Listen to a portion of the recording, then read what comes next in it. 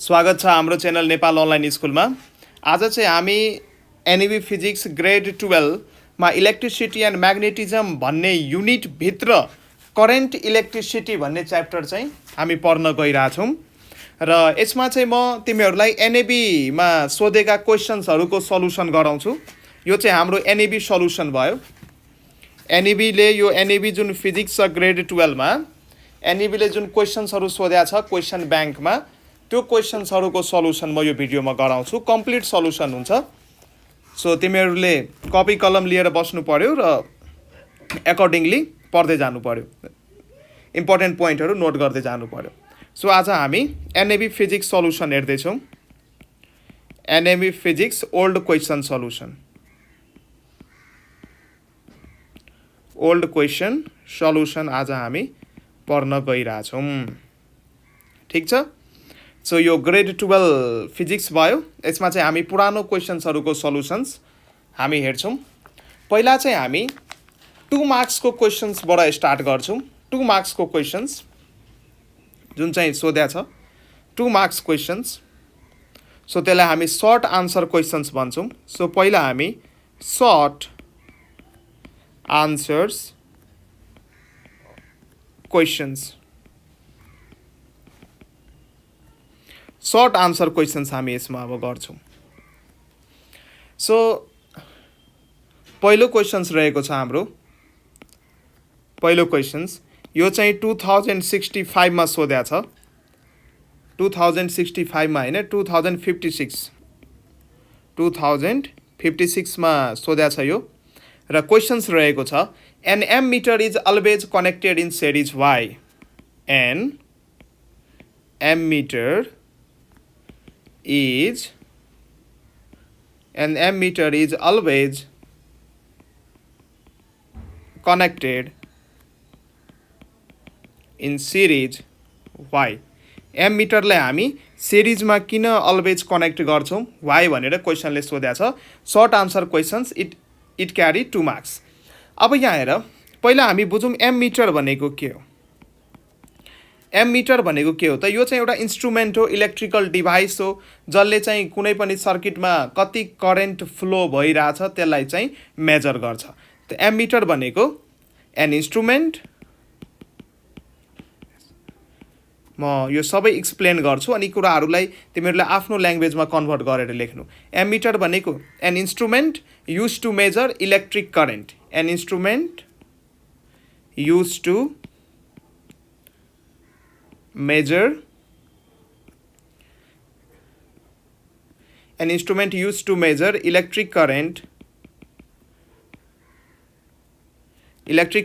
flowing in the circuit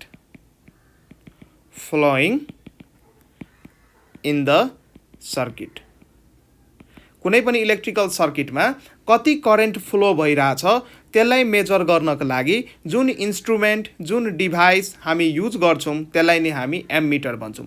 एमिटरले के गर्छ त? कुनै पनि सर्किटमा करेन्ट मेजर काम गर्ने गर्छ। मानौँ यो मेरो कुनै एउटा सर्किट हो, यो रेसिस्टेन्स आर कनेक्ट गरेँ। यदि मैले यहाँ एमिटर आई कनेक्ट गरेँ भने यो सर्किटमा यसले के गर्छ त? यो सर्किटबाट कति करेन्ट आई फ्लो भइरहेछ यही करेन्टलाई के गर्छ त? यसले मेजर गर्छ। यो एमिटरले यो सर्किटमा कुनै पनि करेन्ट यदि फ्लो भइरहेछ भने त्यसलाई चाहिँ के गर्छ त? मेजर गर्छ। अब यहाँ क्वेसन चाहिँ के सोधेको छ भने यसलाई सिरिजमा चाहिँ हामी किन कनेक्ट गर्छौँ त? यसलाई प्यारललमा किन कनेक्ट गर्दैनौँ? सिरिजमै किन कनेक्ट गर्छौँ? सो त्यसको आन्सर अब हामी हेर्छौँ। त एमिटर आइडियली भनेको यो प्रिन्सिपल अनुसार आइडियली चाहिँ हामी एमिटरको रेसिस्टेन्सलाई 0 मान्छौँ। आइडियली हाम्रो एजम्सन्स के हुन्छ त? आइडियली हाम्रो एजम्सन्स के हुन्छ त? रेसिस्टेन्स अफ एमिटर जुन हुन्छ त्यसलाई हामी 0 मानेर जान्छौँ। Ideally the resistance of ammeter is assume to be 0। तर प्र्याक्टिकली जब यसलाई हामी सर्किटमा युज गर्छौँ प्र्याक्टिकली यसको रेसिस्टेन्स 0 हुँदैन। प्र्याक्टिकली यो एमिटरको रेसिस्टेन्स 0 हुँदैन। यसको केही न केही भ्याल्यु आउँछ तर त्यो एकदमै लो रेसिस्टेन्सको भ्याल्यु आउँछ। प्र्याक्टिकली यसको रेसिस्टेन्स 0 हुँदैन। तर एमिटरको रेसिस्टेन्स एकदमै लो हुन्छ in comparison with other resistances. किनकि केही न केही रेसिस्टेन्स हुन्छ, किनकि एमिटर बनाउनको लागि हामी के गर्छौँ, त्यहाँ ग्याल्भेनोमिटर युज गर्छौँ। ग्याल्भेनोमिटरको क्वाइल हुन्छ अनि ग्याल्भेनोमिटर क्वाइलको नि केही न केही आफ्नो रेसिस्टेन्स हुन्छ। त्यसको कारणले गर्दाखेरि प्र्याक्टिकली एमिटरको केही न केही रेसिस्टेन्स हुन्छ, तर त्यो एकदमै कम हुन्छ रेसिस्टेन्स। अब ग्याल्भेनोमिटरको रेसिस्टेन्स एकदमै कम हुन्छ। मानौँ यो रेसिस्टेन्स अफ जुन हाम्रो यो एमिटर छ यो एकदमै कम, त म कति लिन सक्छु, 0.001 ओम लिन सक्छु। यो एकदमै कम भयो। अब यदि यसलाई म सिरिजमा किन कनेक्ट गर्छु त, किनकि हामीलाई थाहा छ यदि मैले दुईवटा रेसिस्टेन्स R1 र R2, यो म एक्सप्लेन गर्दैछु है क्वेसन्सलाई, R1 R2, अब यही कुराहरूले तिमीले मिलाएर लेख्नु पर्यो in order to get 2 marks exactly. So अब मानौँ यो मेरो कुनै इलेक्ट्रिकल सर्किट हो, यहाँ मेरो एउटा मैले मानौँ एउटा सेल एट्याच गरिदिएँ, मेरो सेलको इएमएफ हो। अब यो सेलबाट त करेन्ट आई निस्किन्छ। अब यो करेन्ट आई निस्किसकेपछि अब यो सर्किटबाट करेन्ट फ्लो भयो। अब मलाई चाहिँ के गर्नुपर्ने हुन्छ, त्यो एमिटरलाई सिरिजमा कनेक्ट गर्नुपर्ने हुन्छ। यो सिरिजमा यसको बिचमा एमिटरलाई हाल्नुपर्ने हुन्छ। म यहाँ यसको सिरिजमा चाहिँ हामीले के गर्नुपर्ने हुन्छ त, एमिटर सिरिजमा मैले यसरी एमिटर राखेँ। अब सिरिजमा राख्दाखेरि किन सिरिजमा राखेँ भने, किनकि हामीलाई थाहा छ इन सिरिज कम्बिनेसनमा करेन्ट के हुन्छ त, कन्स्टेन्ट हुन्छ।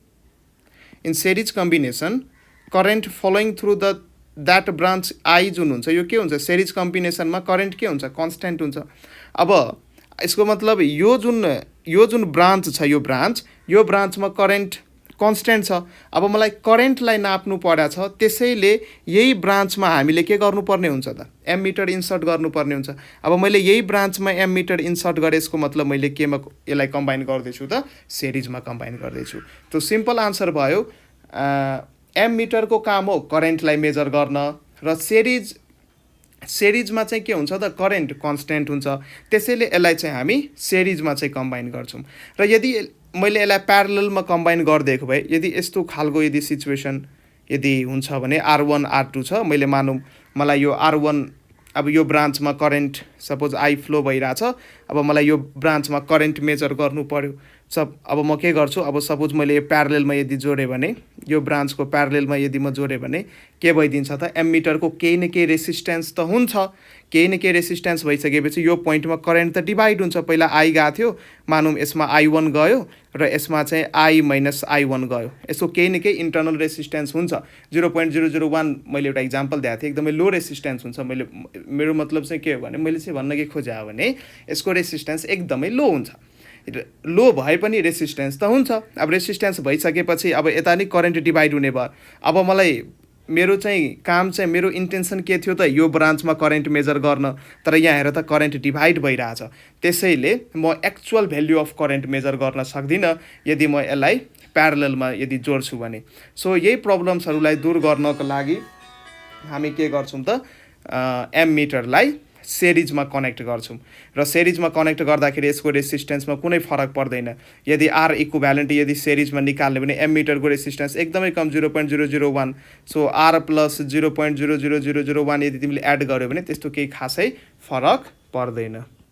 ठिक छ, यो चाहिँ हाम्रो फर्स्ट क्वेसन थियो। अब हामी नेक्स्ट क्वेसन्स डिस्कस गर्छौँ। र यो मैले जति पनि कुराहरू भनेको छु, यो कुराहरूलाई आफ्नो ल्याङ्ग्वेजमा लेख्नु। आफ्नो ल्याङ्ग्वेजमा लेख्यो भने अब म कति यो अब एक्सप्लेन गरिदिइसकेँ यसको रिजन के हो, र यो रिजनहरूलाई यदि आफ्नो ल्याङ्ग्वेजमा लेख्यो भने तिम्रो मौलिकता पनि देखिन्छ, र इक्जामिनरले चेक गर्दाखेरि सो बढी प्रिफरेन्स चाहिँ कोकन्ते आन्सर भन्दा नि यदि बढी प्रिफरेन्स चाहिँ तिम्रो यदि मौलिकता छ भने, तिमी आफैले यदि मिलाएर लेख्या छ भने त्यसलाई चाहिँ बढी इम्पोर्टेन्स दिन्छ। सो यी कुराहरू हो, यी कुराहरूलाई आफ्नो ल्याङ्ग्वेजमा मिलाएर लेख्नु, यति त तिमीहरूले गर्नुपर्छ। ठिक छ, अब चाहिँ हामी नेक्स्ट क्वेसन्स हेर्छौँ। नेक्स्ट क्वेसन्स हाम्रो रहेको छ। नेक्स्ट क्वेसन्स यो चाहिँ 2056मा सोधेको छ, र क्वेसन्स हो why do we use connecting wire made of copper. Why do we use connecting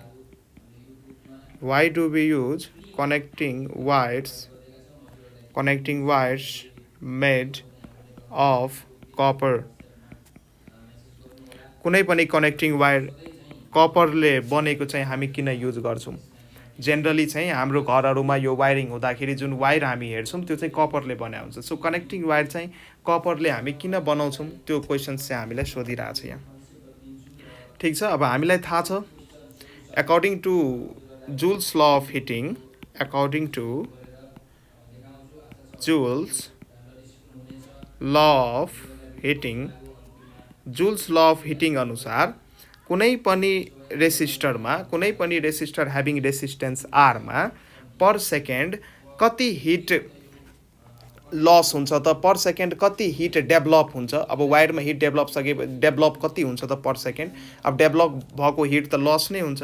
so कुनै पनि वायरमा मानौँ यो वायर हो, यसको रेसिस्टेन्स R छ, यसमा करेन्ट I फ्लो भइरहेछ भने यो जुल्स ल अफ हिटिङ अनुसार पर सेकेन्ड यसमा कति हिट डेभलप हुन्छ त? सो म लेख्न सक्छु पर सेकेन्ड हिट डेभलपलाई मैले एचले डिनोट गरेँ। सो कति हुन्छ त per second? I square R हुन्छ। यो डेरिभेसन तिमीहरूले पढेको हुनुपर्छ। पर सेकेन्ड हिट डेभलप हुन्छ I स्क्वायर R। सो यहाँ हामी के हेर्न सक्छौँ, मानौँ यो सर्किटमा करेन्ट कन्स्टेन्ट छ। यदि करेन्ट कन्स्टेन्ट मान्ने हो भने, यो सर्किटमा करेन्ट कन्स्टेन्ट मान्ने हो भने यो हिट डेभलप जुन छ यो डाइरेक्टली यो रेसिस्टेन्स अफ द आरसँग, resistance of the wire that is आरसँग डाइरेक्टली प्रोपोर्सनल हामी हेरिरहेछौँ। अब डाइरेक्टली प्रोपोर्सनलको मिनिङ हुन्छ यदि वायरको रेसिस्टेन्स बढ्ने हो भने हिट डेभलप्ड पर सेकेन्ड पनि बढ्छ। सो हाम्रो इन्टेन्सन के हो? वायर बढी नतातोस्। यदि वायर बढी तात्यो भने त्यहाँ पावरको लस हुन्छ, एनर्जीको लस हुन्छ। सो धेरै वायर यदि तात्यो भने वायर मेल्ट भएर त्यो मेल्ट नै हुनसक्छ। सो हाम्रो इन्टेन्सन के हुन्छ, सकेसम्म वायरमा लेस हिट डेभलप्ड होस् र हिट डेभलप्ड पर सेकेन्ड जुन एच छ यो वायरको रेसिस्टेन्ससँग डाइरेक्टली भ्यारी भइरहेछ। सो हामी कपर वायर युज गर्छौँ किनभने कपर वायरको जुन रेसिस्टेन्स हुन्छ यो कम हुन्छ। कपर वायरको जुन रेसिस्टेन्स छ यो याद गर्नु होला। कपर वायरको जुन रेसिस्टेन्स र रेसिस्टिभिटी छ त्यो के चाहिँ हुन्छ त? अलिक लो हुन्छ, कम हुन्छ। Copper wire has less resistance and resistivity. Copper वायरको चाहिँ के हुन्छ त? लेस रेसिस्टेन्स, यो वायरको रेसिस्टेन्स कम हुन्छ, lace resistance and resistivity. Lace resistance and resistivity हुन्छ। अब रेसिस्टिभिटी लेस छ भने रेसिस्टिभिटीलाई हामी रोले डिनोट गर्छौँ र यो चाहिँ 1/, कन्डक्टिभिटी हुन्छ। So resistivity is the reciprocal of conductivity. Conductivity of wire हामी भन्न सक्छौँ। कन्डक्टिभिटी मतलब कन्डक्टिभिटी अफ वायर भन्नाले चाहिँ के बुझिन्छ भने त्यो वायर कतिको कन्डक्टिभ छ त, त्यो वायरबाट कति इजिली करेन्ट फ्लो हुन सक्छ त, त्यसको मिनिङ चाहिँ त्यो भयो। र रेसिस्टिभिटीको मिनिङ हुन्छ त्यो वायरले करेन्ट फ्लोलाई कतिको अपोज गर्छ। रेसिस्टिभिटी मेटेरियलमा डिपेन्ड गर्छ। यी कुराहरू मैले थ्योरिटिकल पढाइरहेको छैन, तर यो क्वेसन्सलाई एक्सप्लेन गर्नको लागि कुराहरू म अलिअलि सर्टमा भन्दैछु। अब यसको कपर वायरको रेसिस्टेन्स लो हुन्छ, रेसिस्टिभिटी पनि लो हुन्छ। यदि रेसिस्टिभिटी लो भयो भने कन्डक्टिभिटी के भइदिन्छ त? हाई भइदिन्छ। सो यो पनि एउटा रिजन हो कपर वायरको कन्डक्टिभिटी हाई हुन्छ। कपर वायर जुन छ यसको के हुन्छ त? कन्डक्टिभिटी हाई हुन्छ, बढी हुन्छ। सो यही हो यसको प्रफिट। रेसिस्टिभिटी कन्डक्टिभिटी हाई हुन्छ, एकछिन यो कन्डक्टिभिटी हाई हुन्छ, रेसिस्टिभिटी लेस हुन बित्तिकै कन्डक्टिभिटी हाई भइदिन्छ। सो यही दुईटा कारणले गर्दाखेरि हामी के गर्छौँ त? कपर वायरलाई कनेक्टिङ वायर्सको फर्ममा युज गर्छौँ र कपर वायरलाई कनेक्टिङ वायर्सको फर्ममा युज गर्दाखेरि जुन हाम्रो power loss due to heating इफेक्टको गर्दाखेरि जुन हाम्रो हिट डेभलप्ड भएर लस हुन्छ, जुन हाम्रो पावर लस हुन्छ त्यो पनि के हुन्छ त? मिनिमाइज हुन्छ, कम हुन्छ। So power loss due to heating effect is less, यो पनि भन्न सक्छौँ। सो जुन पावर लस हुन्छ, so power loss due to heating effect भएर वायर यदि तातिन्छ भने हिट भएर जुन यो एनर्जीको लस हुन्छ त्यो कम हुन्छ। So power loss due to heating effect is less. So यही कारण हो, यही कारणले गर्दाखेरि हामी चाहिँ के गर्छौँ त कपरलाई कनेक्टिङ वायरको रूपमा युज गर्छौँ। सो यो चाहिँ यसको एक्सप्लेनेसन थियो र यसलाई नै तिमीहरू मिलाएर आफ्नो ल्याङ्ग्वेजमा लेख्न सक्छौ। अब हामी क्वेसन नम्बर यसमा 3 हेर्छौँ। क्वेसन नम्बर नेक्स्ट क्वेसन्स हेर्छौँ, क्वेसन नम्बर 3 र यो क्वेसन्स चाहिँ हाम्रो 2057 मा सोध्या छ। यो क्वेसन्स हाम्रो 2057 मा सोध्या छ र क्वेसन्स हाम्रो रहेको छ what are the factors on which the resistance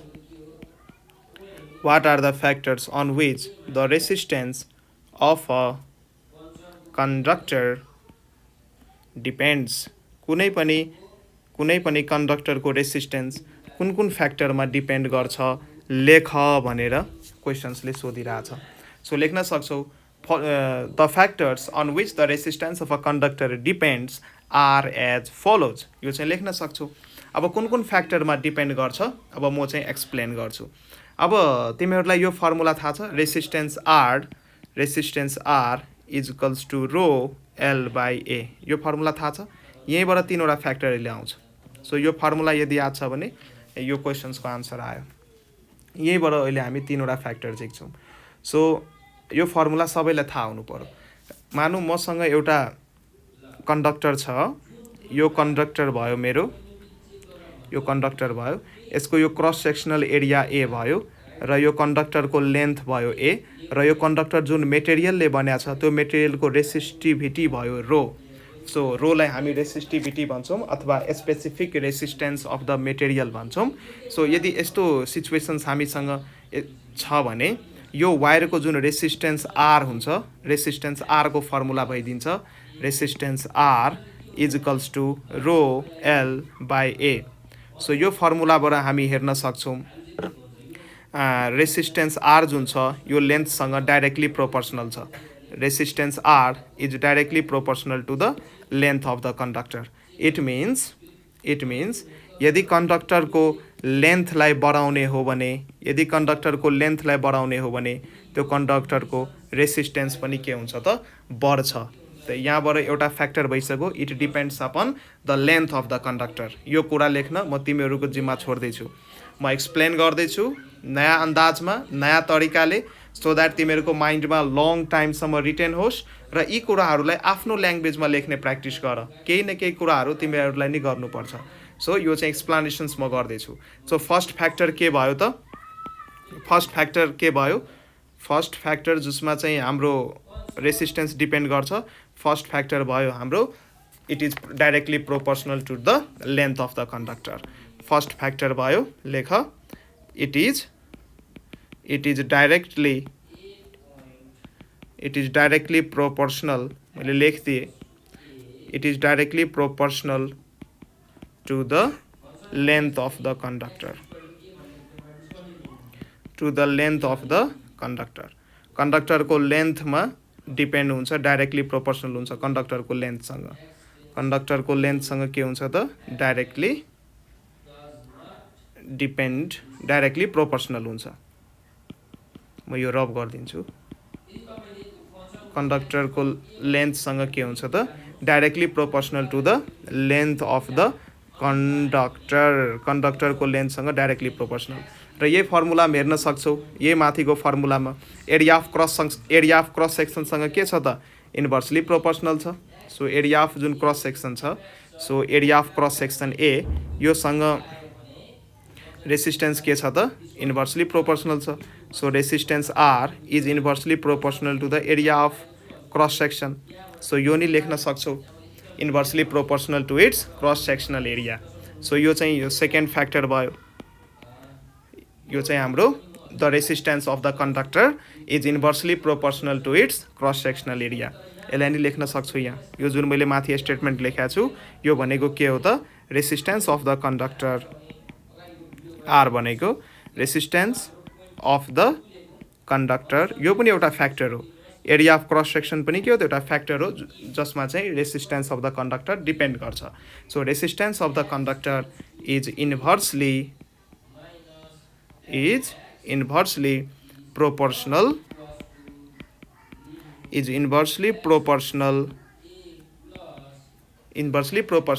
to its cross sectional area. To its भनेको कन्डक्टिङ वायरको क्रस सेक्सनल एरियासँग इन्भर्सली प्रोपोर्सनल हुन्छ. to its cross sectional area. यो नि एउटा फ्याक्टर भयो. र इन्भर्सली प्रोपोर्सनलको मिनिङ के हुन्छ तिमीहरूलाई थाहा हुनुपर्छ. इन्भर्सली प्रोपोर्सनलको मिनिङ, यसको मिनिङ हुन्छ यदि एरिया अफ क्रस सेक्सन बढाउने हो भने रेसिस्टेन्स के हुन्छ त घट्छ, र यदि एरिया अफ क्रस सेक्सन एरियालाई बढाउने हो भने रेसिस्टेन्स घट्छ, र यदि एरियालाई घटाउने हो भने रेसिस्टेन्स के हुन्छ त बढ्छ. यो चाहिँ यसको मिनिङ भयो, मैले लेखिदिएँ. सो इन्भर्सली प्रोपोर्सनल हुन्छ. अर्को चाहिँ यो रोसँग पनि डिपेन्डेन्ट छ. फर्मुलामा हेर, हाम्रो फर्मुलामा यहाँ रो छ कि छैन. सो यो रोसँग पनि डिपेन्ड छ. It depends upon the nature of the material. र रो जुन छ हाम्रो रेसिस्टिभिटी अथवा स्पेसिफिक रेसिस्टेन्स यो मेटेरियलमा डिपेन्ड गर्छ. कन्डक्टरको जुन मेटेरियल हो त्यसमा डिपेन्ड गर्छ, किनकि यसको फर्मुला नै त्यो अनुसार डिराइभ हुन्छ. सो म फर्मुला डिराइभ गर्नतिर जान्न. जब म थ्योरिटिकल कुराहरू पढाउँछु त्यति बेला म सबै फर्मुलाहरू यताउता डिराइभ गर्छु. अहिले बुझ्दै जाऊ, यो रोमा पनि डिपेन्ड गर्छ. यो चाहिँ हाम्रो सेकेन्ड फ्याक्टर थियो. रोमा पनि डिपेन्ड गर्छ, र रो चाहिँ केमा डिपेन्ड गर्छ त material of the conducting wire, connecting वायरको मेटेरियलमा डिपेन्ड गर्छ. थर्ड फ्याक्टरमा लेख्न सक्छौँ यो रेसिस्टिभिटीमा डिपेन्ड गर्छ, र रेसिस्टिभिटी मेटेरियलमा डिपेन्ड गर्छ. र मेटेरियलमा डिपेन्ड गर्नु भनेको त्यसलाई हामी नेचर अफ द मेटेरियल भन्छौँ. मेटेरियलको नेचर कस्तो छ, त्यसैले यसको थर्ड फ्याक्टर हामी के लेख्न सक्छौँ, it depends upon the nature of the material. It depends upon the nature of the material. यो चाहिँ मेटेरियलको नेचरमा डिपेन्ड गर्छ. मैले भन्न खोजे हो यो रोको लागि म यो फ्याक्टर लेख्दैछु. रो चाहिँ रेसिस्टिभिटी हो, र यसलाई स्पेसिफिक रेसिस्टेन्स पनि भन्छ. र स्पेसिफिक रेसिस्टेन्स मेटेरियल प्रपर्टी हो. वायरको मेटेरियल कस्तो खालको छ त्यसमा डिपेन्ड गर्छ, र इट मिन्स यो वायरको नेचरमा डिपेन्ड गर्छ. यो चाहिँ हाम्रो थर्ड प्रपर्टी भयो. र टेम्परेचर चेन्जमा पनि यो resistance of the wire depend गर्छ, टेम्परेचर चेन्ज. सो फर्मुलाहरू तिमीहरूलाई थाहा हुनुपर्छ कुराहरू. So resistance of the wire also changes with temperature. यो पनि एउटा फ्याक्टर हो, लेख्न सक्छौ. Resistance of the wire also changes with temperature. टेम्परेचरसँग पनि के हुन्छ त चेन्ज हुन्छ. यो फर्मुला तिमीहरूलाई थाहा छ. Final resistance equals to initial resistance 1 plus alpha del theta हामी लेख्छौँ. डेल थीटा अथवा डेल थीटाको ठाउँमा तिमी और डेल टी नि लेख्न सक्छौ. यो फर्मुला हो, थाहा हुनु पर्यो तिमीहरूलाई. यो R2 भनेको फाइनल रेसिस्टेन्स. अब यो R2 को म नाम लेखिदिन्छु. यो चाहिँ कुनै पनि एउटा फाइनल रेसिस्टेन्स हो, र R1 चाहिँ इनिसियल रेसिस्टेन्स मान्न सक्छौ. इनिसियल रेसिस्टेन्स मान्न सक्छौ. र यो जुन हाम्रो यहाँ अल्फा छ, यो जुन हाम्रो अल्फा छ, अल्फाको नाम थाहा छ. अल्फालाई हामी भन्छौँ टेम्परेचर कोफिसिएन्ट. अल्फालाई के भन्छौँ, temperature coefficient of the material of the wire. So अल्फाको नाम भयो temperature coefficient of the material of the wire. यो जुन हाम्रो अल्फा छ, अल्फाको नाम के हो त टेम्परेचर कोफिसिएन्ट. यो अल्फालाई हामी temperature coefficient COEFFICIENT temperature coefficient of the wire भन्छौँ. टेम्परेचर कोफिसिएन्ट तर मेटेरियलको हुन्छ वास्तवमा. Temperature coefficient of the material of the wire, यसमा चाहिँ डिपेन्ड गर्छ. सो यहाँ हामी हेर्न सक्छौँ रेसिस्टेन्सको यो नि फर्मुला तिमीहरू पढ्छौ. यसको मतलब कुनै पनि कन्डक्टरलाई यदि हिट गर्छौ भने त्यसको टेम्परेचर बढाउँछौ भने टेम्परेचरसँग त्यसको रेसिस्टेन्स पनि भ्यारी गर्छ. सो हाम्रो यो चेन्ज इन टेम्परेचर पनि एउटा फ्याक्टर हो जसले वायरको रेसिस्टेन्सलाई के गर्छ त चेन्ज गर्छ अथवा वायरको रेसिस्टेन्सलाई रेगुलेट गर्छ भन्न सक्छौँ। सो एउटा कुन कुन फ्याक्टर भयो म समराइज गरिदिन्छु। एउटा चाहिँ रेसिस्टेन्स लेन्थ अफ द कन्डक्टरमा डिपेन्ड गर्छ, एउटा चाहिँ लेन्थ भयो, एउटा लेन्थमा डिपेन्ड गर्ने भयो, एउटा चाहिँ एरिया अफ क्रस सेक्सनमा डिपेन्ड गर्छ, अर्को चाहिँ nature of the material that is रेसिस्टिभिटीमा डिपेन्ड गर्छ, र अनि लास्ट चाहिँ टेम्परेचर चेन्जमा नि डिपेन्ड गर्छ। अब हामी नेक्स्ट क्वेसन हेर्छौँ। अहिलेसम्म हामी तीनवटा क्वेसन हामीले हेरिसकेका छौँ। क्वेसन नम्बर यो हाम्रो 3 थियो। अब हामी क्वेसन नम्बर 4 हेर्छौँ र क्वेसन नम्बर 4 रहेको छ र यो चाहिँ 2057 मा सोध्या हो र क्वेसन नम्बर 4 रहेको छ can the potential difference across a battery be greater than its EMF. 2 मार्क्समा यो क्वेसन सोध्या छ। Can the potential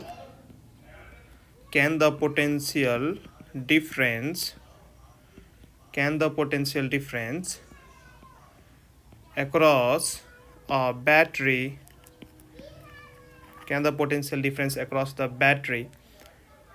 battery be greater than its EMF?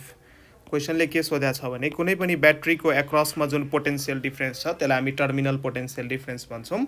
के टर्मिनल पोटेन्सियल डिफरेन्स ब्याट्रीको इएमएफ भन्दा ठुलो हुन सक्छ त भनेर क्वेसनले हामीलाई सोधिरहेछ। हुन सक्छ, आन्सर हो यस। त्यो कुन बेला हुन्छ त्यो हामी हेर्छौँ। सो सेलसँग हामी दुईटा काम गर्छौँ। मानौँ यो मेरो एउटा सेल भयो, सेल भनेको ब्याट्री, सानो ब्याट्री, यसको इन्टर्नल रेसिस्टेन्स भयो र योसँग मैले एउटा के गरेँ त एक्सटर्नल रेसिस्टेन्स आर कनेक्ट गरिदिएँ। यो चाहिँ मेरो एक्सटर्नल रेसिस्टेन्स आर भयो, र यो चाहिँ मेरो के हो त सेलको डायग्राम भयो। यो मेरो एउटा सेल भयो, सानो ब्याट्री भयो। ठिक छ। सो जेनरली हामी के हेर्छौँ, यो ब्याट्री भइसकेपछि यो सेलको पोजिटिभ टर्मिनल, यो सेलको नेगेटिभ टर्मिनल, र करेन्ट चाहिँ हामी पोजिटिभ टर्मिनलबाट झिक्छौँ। ब्याट्रीको इएमएफ छ, मानौँ ब्याट्रीको इएमएफ छ ई र ब्याट्रीको इन्टर्नल रेसिस्टेन्स छ आर। यो चाहिँ मैले एउटा सर्किट तिमीहरूलाई बुझाउनको लागि लिइरहेको छु। अब जुन मैले यहाँ करेन्ट आई झेकेँ, करेन्ट आईको फर्मुला के हो त? आईको फर्मुला भयो E equivalent upon R equivalent. E equivalent एउटा मात्रै छ, ई मात्रै हुने भयो। आर इक्विभ्यालेन्टमा चाहिँ capital R plus small R हुने भयो। किन यस्तो हुने भयो भने, किनभने यहाँ हेर्न सक्छौ यो क्यापिटल आर र स्मल आर दुइटै केमा छ त सिरिजमा छ, र यो ब्रान्चमा करेन्ट डिभाइड हुँदैन। यताबाट आई गइरहेछ भने यो आई नै फ्लो भइरहेछ करेन्ट। यहाँ हामी हेर्न सक्छौँ क्यापिटल आर र स्मल आर सिरिजमा छ, त्यसैले मैले यसलाई जोडेँ। यसलाई म रब गरिदिन्छु। त्यसैले म यसलाई एड गरेँ, जोडेँ। इन्टर्नल रेसिस्टेन्सलाई एड गर्न सकिन्छ।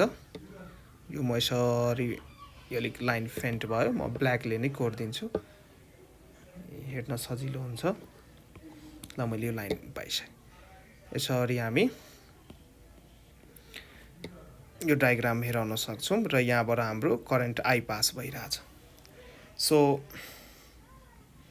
अब यसलाई क्रस मल्टिप्लाई गर्दाखेरि E equals to IR plus IR भयो, र यो जुन हाम्रो यो रेसिस्टेन्स जुन मैले कनेक्ट गराएको छु, यो रेसिस्टेन्सले कति भोल्टेज खान्छ?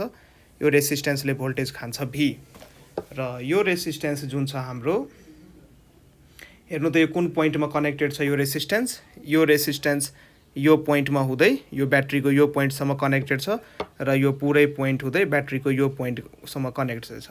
यसको मतलब इन ओपन सर्किट भनेको त्यस्तो सर्किट जसमा चाहिँ करेन्ट फ्लो हुँदैन, र क्लोज सर्किट भनेको त्यस्तो सर्किट जसमा चाहिँ करेन्ट फ्लो हुन्छ। So in a close circuit यो जुन एक्सटर्नल रेसिस्टेन्सले जुन यो भोल्टेज भी खायो, यसलाई नै हामी टर्मिनल पोटेन्सियल डिफरेन्स भन्छौँ। यसलाई नै हामी के भन्छौँ? Terminal potential difference. Terminal potential डिफरेन्सबाट के बुझ्न सकिन्छ भने जब हामी ब्याट्रीबाट आई करेन्ट झिक्छौँ त्यति बेला यो ब्याट्रीको जुन यो टर्मिनल छ, ब्याट्रीको जुन यो टर्मिनल हामी हेर्न सक्छौँ, यो टर्मिनलमा कति पोटेन्सियल डिफरेन्स डेभलप हुन्छ त्यसलाई नि हामी टर्मिनल पोटेन्सियल डिफरेन्स भन्छौँ र टर्मिनल पोटेन्सियल डिफरेन्सलाई हामी V ले डिनोट गर्छौँ र यहाँ चाहिँ V इजिकल्स टु IR भयो। So EMF E equals to V plus IR भयो र V इक्वल्स टु के भयो त E माइनस IR भयो। यसको मतलब जब म सेलबाट करेन्ट झिकिरहेको हुन्छु र यो मेकानिजमलाई भन्छ ड्युरिङ डिस्चार्जिङ। यो जुन म लेखिरहेको छु यो भयो ड्युरिङ डिस्चार्जिङ। सो ड्युरिङ डिस्चार्जिङको मिनिङ हुन्छ जब हामी ब्याट्रीबाट करेन्ट झिकिरहेछौँ। सो ड्युरिङ डिस्चार्जिङको बेला यो टर्मिनल पोटेन्सियल डिफरेन्सको जुन भ्याल्यु छ यो EMF भन्दा कम आउँछ। सो ड्युरिङ डिस्चार्जिङ नोट भनेर लेख, ड्युरिङ डिस्चार्जिङको मिनिङ हुन्छ जब हामी सेलबाट करेन्ट झिकिरहेछौँ। यसको मतलब सर्किट जब क्लोज छ, सर्किटमा जब कुन बेला सर्किटमा करेन्ट फ्लो हुन्छ जब सर्किट क्लोज हुन्छ अनि त्यसमा करेन्ट फ्लो हुन्छ। सो जब सर्किट क्लोज हुन्छ अथवा जब हामी त्यसमा करेन्ट फ्लो गराइरहेछौँ र करेन्ट त ब्याट्रीबाट फ्लो हुन्छ, सो ब्याट्री डिस्चार्ज भइरहेछ। सो ड्युरिङ डिस्चार्जिङ ब्याट्रीमा जुन टर्मिनल पोटेन्सियल डिफरेन्स डेभलप हुन्छ यो E माइनस IR हुन्छ र यहाँबाट हामी हेर्न सक्छौँ that is terminal potential difference V जुन छ E less than EMF of the cell E भयो। So during discharging terminal difference across the battery जुन हाम्रो क्वेसनले सोधेको छ, terminal find can the potential difference across a battery. यो potential difference भनेकै टर्मिनल पोटेन्सियल डिफरेन्स हो। EMF भन्दा ठुलो हुन सक्छ कि हुँदैन त मैले आन्सर भनेको थिएँ हुन सक्छ। कुन बेला त चार्जिङको बेला। So during discharging terminal potential difference EMF भन्दा कम हुन्छ, तर during charging of the cell जब हामी सेललाई चार्ज गर्छौँ ड्युरिङ चार्जिङको बेला के भइदिन्छ त एउटा सेल बनाउँछु म, यो मेरो सेल भयो, यो इन्टर्नल रेसिस्टेन्स भयो र यसको एक्रसमा मैले के गरेँ त एउटा एक्सटर्नल रेसिस्टेन्स मैले कनेक्ट गरिदिएँ अथवा कुनै पनि अब यसमा मैले एउटा सोर्स EMF देखाइनँ। अब यो ब्याट्रीलाई यदि मलाई चार्ज गर्नु छ भने कुनै न कुनै ब्याट्री योभन्दा बढी EMF ब्याट्रीको मैले हेल्प लिनुपर्ने हुन्छ, त्यसलाई हामी सोर्स EMF भन्छौँ। त्यो मैले देखाइनँ, सिम्पली म बुझाउन खोजिरहेको छु। यदि पोजिटिभ टर्मिनलमा करेन्ट यदि छिर्छ भने यो हाम्रो पोजिटिभ टर्मिनल भयो, यो ब्याट्रीको नेगेटिभ टर्मिनल भयो, यो सेलको इन्टर्नल रेसिस्टेन्स भयो, यो सेलको इन्टर्नल रेसिस्टेन्स भयो र यो हाम्रो एक्सटर्नल रेसिस्टेन्स भयो जुन R मैले सर्किटमा कनेक्ट गरेको छु। सो यो चाहिँ चार्जिङ भइरहेछ, किन पोजिटिभमा करेन्ट इन भइरहेछ। यहाँ हेर्न सक्छौँ यो ब्याट्रीको पोजिटिभ टर्मिनल हो र पोजिटिभ टर्मिनलमा करेन्ट के भइरहेछ त इन भइरहेछ। त्यसैले ड्युरिङ चार्जिङमा चाहिँ पोजिटिभमा करेन्ट इन हुन्छ र नेगेटिभबाट करेन्ट आउट हुन्छ, तर डिस्चार्जिङको बेला यहाँ हेर्न सक्छौँ पोजिटिभबाट करेन्ट आउट भएको छ, नेगेटिभमा करेन्ट इन भएको छ। सो यति बेला जुन हाम्रो टर्मिनल पोटेन्सियल डिफरेन्सको जुन फर्मुला हुन्छ, यति बेला जुन हाम्रो टर्मिनल पोटेन्सियल डिफरेन्स यो V को फर्मुला हुन्छ यो E प्लस IR भइदिन्छ। यति बेला जुन हाम्रो फर्मुला हुन्छ त्यो V equals to E plus IR भइदिन्छ र यहाँ हामी नोट गर्न सक्छौँ टर्मिनल पोटेन्सियल डिफरेन्सको भ्याल्यु चाहिँ EMF भन्दा बढी आइरहेछ। That is terminal potential difference V is greater than EMF E of the cell. So यो यसको एक्सप्लेनेसन थियो। सो ड्युरिङ डिस्चार्जिङको बेला चाहिँ टर्मिनल पोटेन्सियल डिफरेन्स EMF भन्दा कम हुन्छ र तर चार्जिङ गर्ने बेला जब हामी सेललाई चार्ज गर्छौँ त्यति बेला चाहिँ हाम्रो टर्मिनल पोटेन्सियल डिफरेन्स भी जुन हो त्यो इएमएफ भन्दा के हुन्छ त ठुलो हुन्छ। यो चाहिँ यसको एक्सप्लेनेसन थियो। यसलाई चाहिँ आफ्नो ल्याङ्ग्वेजमा मिलाएर लेख्नु होला। यो चाहिँ क्वेसन नम्बर 4 थियो। अब हामी नेक्स्ट क्वेसन हेर्छौँ, क्वेसन नम्बर 5। क्वेसन नम्बर 5 र यो चाहिँ क्वेसन नम्बर 5 चाहिँ 2057 मा सोधेको छ।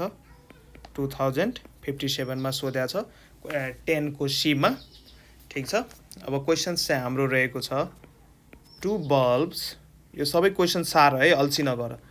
2 bulbs of 60 watt and 100 watt are connected in series मा कनेक्टेड गरेको छ, and this combination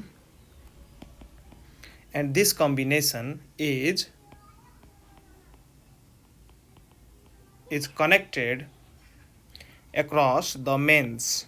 Question सार्दै गर, across the mains, which bulb will glow more brightly. कुन बल्ब चाहिँ मोर ब्राइटली ग्लो गर्छ भन भनेर क्वेसनले सोधेको छ। BRIGHTLY brightly. यसको चाहिँ गिभ रिजन देऊ, यसको चाहिँ गिभ रिजन देऊ भनेर क्वेसन्सले सोधिरहेछ।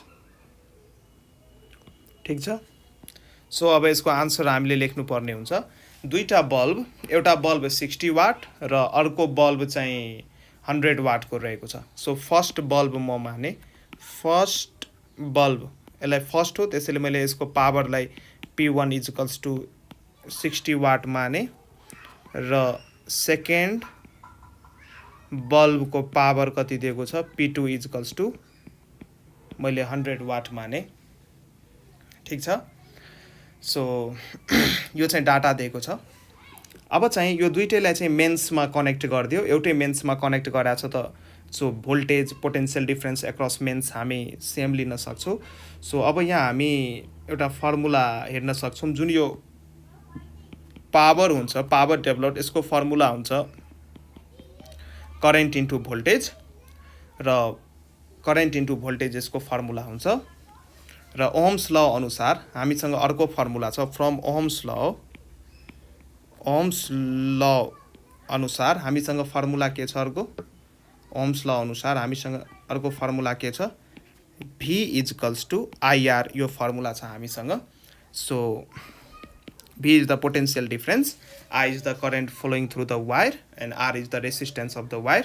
So ओम्स लले चाहिँ के भन्छ भने, मानौँ यो एउटा वायर हो, यसको रेसिस्टेन्स R छ, यसमा करेन्ट I फ्लो भइरहेछ भने यदि कुनै यसको पोइन्टमा पोटेन्सियल डिफरेन्स मानौँ यो VAB भयो, पोटेन्सियल डिफरेन्स VAB, यो दुईटा पोइन्टको यदि पोटेन्सियल डिफरेन्स मान्ने हो भने यो यो चाहिँ के भइदिन्छ त, current flowing into the resistance of the wire.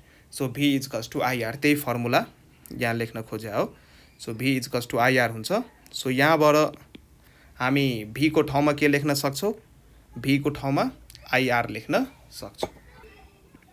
V को ठाउँमा IR भयो, यो फर्मुला नै भयो, र I को ठाउँमा के लेख्न सक्छु त, V/R लेख्न सक्छु। सो यही मोडिफिकेसन्स यहाँ गरौँ।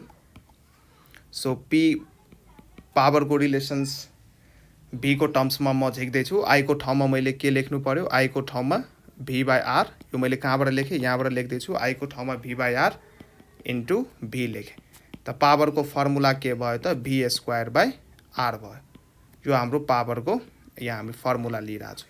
सो R भनेको के भयो त, V²/P भयो, मैले P लाई तल ल्याएँ। सो यो फर्मुला हामीले यहाँ युज गर्नुपर्छ। सो फर्स्ट केसमा हामी हेर्न सक्छौँ, फर्स्ट केसमा पावर P1 कति दिएको छ त, 60 वाट दिएको छ यहाँ क्वेसनमा। सो पावर P1 60 वाट यदि दिएको छ भने यो बल्बको रेसिस्टेन्स R1 म के लेख्न सक्छु त, V² P1 लेख्न सक्छु। अब सेम मेन्समा कनेक्ट गरेको छ त यसलाई म भी स्क्वायर नै मान्छु, सेम लिन्छु, दुवैतिर भी नै एज्युम गर्छु र P1 को ठाउँमा म कति लिन्छु त 60 लिन्छु, P1 को ठाउँमा म 60 लिन्छु। सो यहाँ R1 भयो। ठिक छ। अब सेकेन्ड केस हेर्न सक्छौ। सेकेन्ड केसमा पावर P2 कति दिएको छ त 100 वाट दिएको छ र यसको रेसिस्टेन्स R2 कति भयो त भी स्क्वायर बाई P2 भयो र R2 कति भयो भी स्क्वायर बाई P2 मैले 100 माने। यतिसम्म बुझ्दैछौ? ठिक छ। सो यो जुन मैले माथि यो डायग्राम बनाएको छु, यो डायग्रामले के रिप्रेजेन्ट गर्दैछ भने यो यदि भी यदि कन्स्ट्यान्ट छ भने, इफ भी यदि कन्स्ट्यान्ट छ, यो डायग्रामले के रिप्रेजेन्ट गर्दैछ, resistance is inversely proportional to the power. यदि पावर बढी छ भने रेसिस्टेन्स के हुन्छ त कम हुन्छ। इन्भर्सली रिलेसन भयो, पावर बढी छ भने रेसिस्टेन्स कम हुन्छ।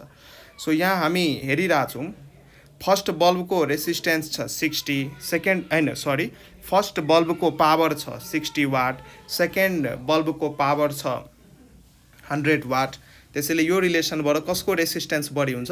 सो रेसिस्टेन्स जुन छ इन्भर्सली प्रोपोर्सनल टु पावर आइरहेछ। सो पावर फर्स्ट बल्बको थोरै छ, त्यसैले फर्स्ट बल्बको जुन रेसिस्टेन्स हुन्छ यो सेकेन्ड बल्बको रेसिस्टेन्स भन्दा के हुन्छ त बढी हुन्छ। यो रिलेसन हामीले माथिबाट थाहा पाइसक्यौँ। यहाँबाट जसको पावर थोरै छ त्यसको रेसिस्टेन्स बढी हुन्छ। सो पावर फर्स्ट बल्बको 60 वाट दिएको छ, त्यसैले R1 चाहिँ के भयो त R2 भन्दा बढी भयो। अब हिट डेभलप्डको फर्मुला भन्नुस्। कुनै पनि वायरमा यदि मैले करेन्ट त्यो वायरको रेसिस्टेन्स छ, त्यो वायरको रेसिस्टेन्स छ सपोज मानौँ R र त्यसमा करेन्ट मैले I पठाएँ भने त्यसमा टी समयसम्म टी टाइमको लागि यदि मैले करेन्ट पठाएँ भने त्यसमा कति हिट डेभलप्ड हुन्छ त? हिट डेभलप्डको फर्मुला छ हामीसँग H, जुन हिट डेभलप्ड हुन्छ, heat developed Joule's law of हिटिङबाट यो फर्मुला आएको छ। यो हुन्छ I स्क्वायर RT र I भनेको त्यो पार्टबाट, त्यो ब्रान्चबाट अथवा त्यो बल्बबाट करेन्ट भयो, बल्बबाट कति करेन्ट पास भइरहेछ त्यो I भयो, R भनेको रेसिस्टेन्स अफ द बल्ब भयो र स्मल टी भनेको कति समयसम्म तिमी करेन्ट पास गर्यो। अब यहाँ हेरौँ, यो कम्बिनेसनलाई सिरिजमा कनेक्ट गराएको छ। क्वेसन्समा भन्दैछ this combination is connected in, यो भनेको यहाँ भनेको छ नि, आर कनेक्टेड इन सिरिजमा कनेक्टेड गराएको छ यसलाई। त्यसको मतलब सिरिजमा त करेन्ट कन्स्ट्यान्ट हुन्छ र मानौँ सेम टाइमसम्म यदि करेन्ट फ्लो गराउने हो भने if current I and time T लाई यदि कन्स्ट्यान्ट मानेर काम गर्ने हो भने यो हिट डेभलप्ड जुन H भइदिन्छ डाइरेक्टली प्रोपोर्सनल टु R भइदिन्छ, रेसिस्टेन्स अफ द वायर। अब रेसिस्टेन्स कसको बढी छ हामी हेर्न सक्छौँ। First bulb, that is first बल्बको रेसिस्टेन्स R1, यो सेकेन्ड बल्बको रेसिस्टेन्स R2 भन्दा के छ त बढी छ। यसको मतलब फर्स्ट बल्बमा के हुन्छ त बढी हिट डेभलप्ड हुन्छ। सो देयरफोर यहाँ हामी लेख्न सक्छौँ कुन बल्बमा बढी हिट डेभलप हुन्छ त? फर्स्ट बल्बमा बढी हिट डेभलप हुन्छ। Therefore heat developed, first bulb भनेको 60 वाट वाला, देयरफोर हिट डेभलप्डलाई हामी H ले डिनोट गर्छौँ। Therefore heat developed H across 60 watt bulb is more than 100 watt bulb. 60 watt बल्बमा बढी हिट डेभलप्ड भइरहेछ यो माथिको रिलेसन्सबाट र हामीलाई थाहा छ जसको एक्रसमा बढी हिट डेभलप भयो त्यो चाहिँ मोर ब्राइटली ग्लो गर्छ, किनकि ब्राइटनेस जुन हुन्छ बल्बको त्यो प्रोपोर्सनल हुन्छ हिट डेभलप्डसँग। यो नि म लेखिदिन्छु, बल्बको जुन ब्राइटनेस हुन्छ यो प्रोपोर्सनल हुन्छ हिट डेभलप्डसँग। यहाँ लेख्छु since brightness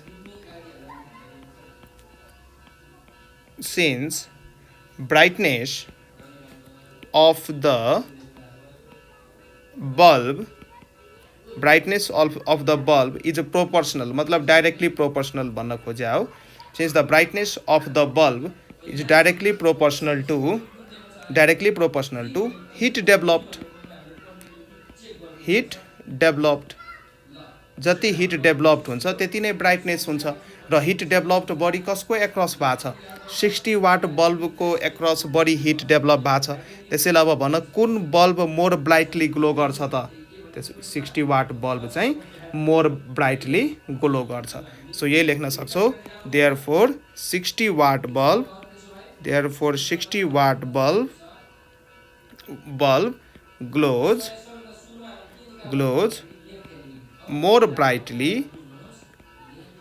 glows more brightly than 100 watt bulb, glows more brightly than 100 watt bulb। यो चाहिँ यो क्वेसनको के थियो त एक्सप्लेनेसन थियो। अब यही कुराहरूलाई आफ्नो ल्याङ्ग्वेजमा मिलाएर एक्जाममा लेख्न सक्नुहुन्छ। एक्जाममा सकेसम्म आफ्नो मौलिकतामा आन्सर दिएको राम्रो। ठिक छ, अब हामी नेक्स्ट क्वेसन्स लिन्छौँ। अब हामी नेक्स्ट क्वेसन्स हेर्छौँ र क्वेसन्स नम्बर हाम्रो 6 रहेको छ र यो चाहिँ 2058 मा सोधेको छ र क्वेसन्स हामीलाई दिएको छ यो क्वेसन्स हो you are given n wires, each of resistance small r ohm। n wires दिएको छ क्वेसनमा, n wires दिएको छ र प्रत्येकको रेसिस्टेन्स सानो स्मल r ओहम दिएको छ, सानो r दिएको छ। त्यसपछि what is the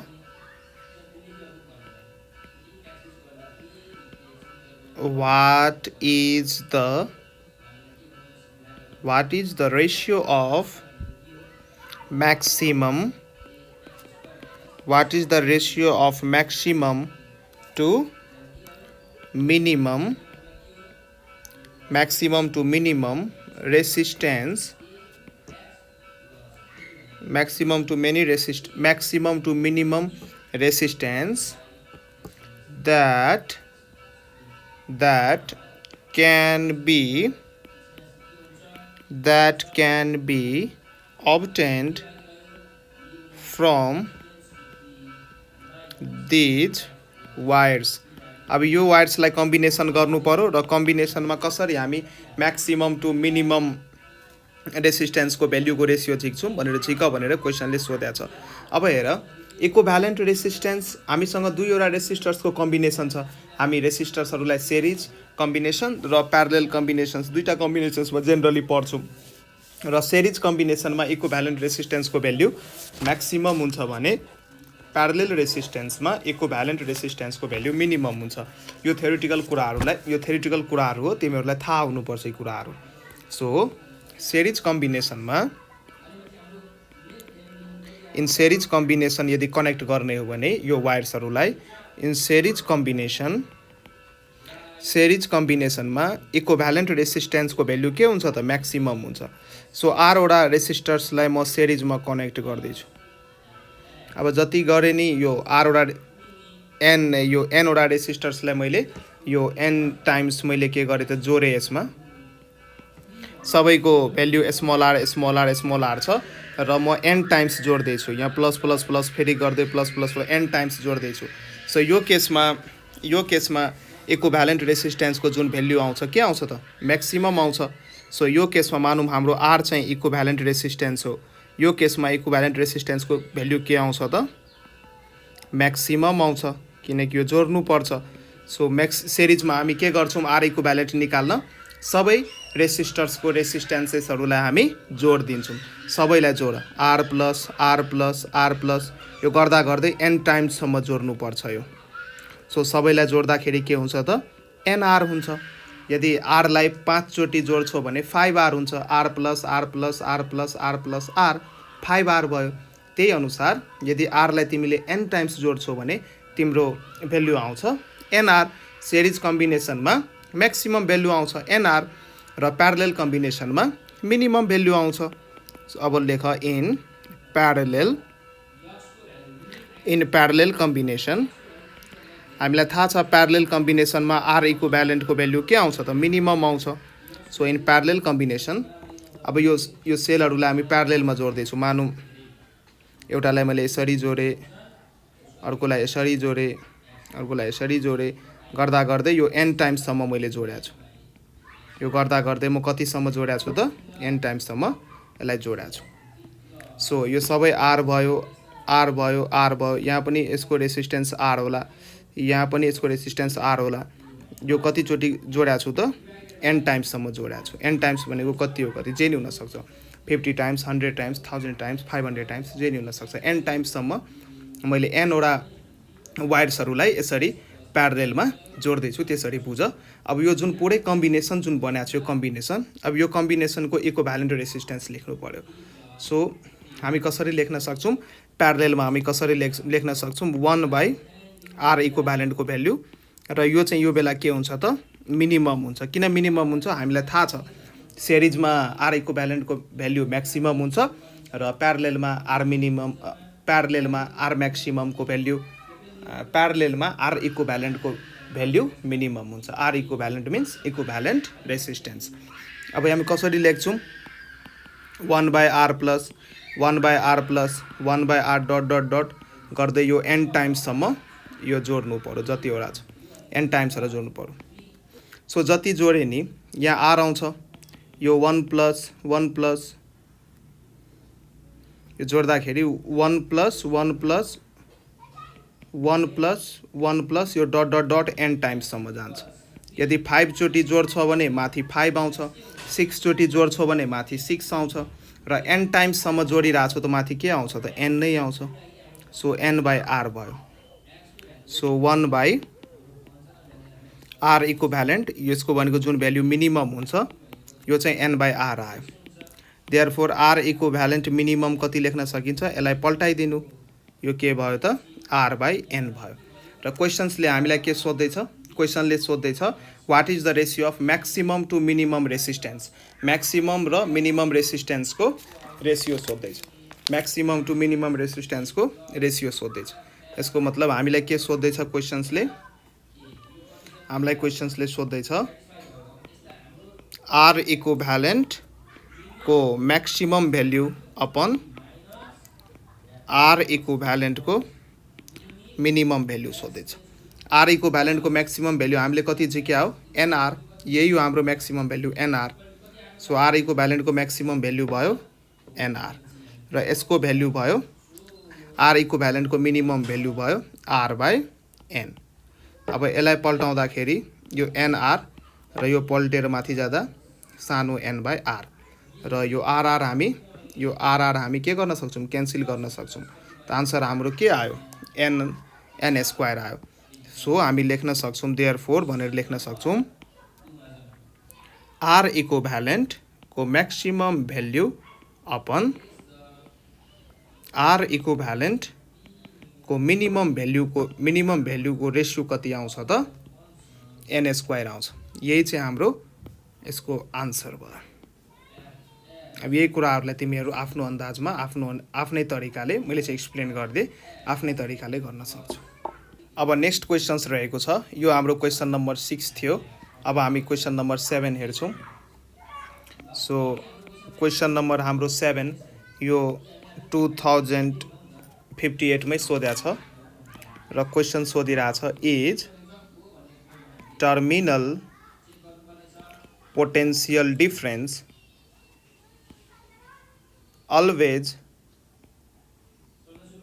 always greater than its EMF।